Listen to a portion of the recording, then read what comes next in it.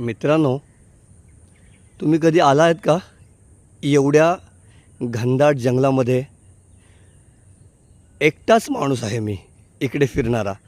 इथे पक्षी आणि प्राणी ह्यांच्या आवाजाव्यतिरिक्त दुसरं कोणीच नाही आहे. हरणांचा कळप बघितला आणि पुढे आलो. पुढे जंगल अजून घनदाट होत गेले. रहदारी हा विषयच नाही. इथे मी आहे, भाड्याने घेतलेली ही माझी सायकल आहे आणि फक्त निसर्ग सौंदर्य आहे. ह्याच्या व्यतिरिक्त दुसरं इथे कोणीच नाही. हा प्रवास खरंच आयुष्यातला भरपूर सुंदर प्रवास आहे.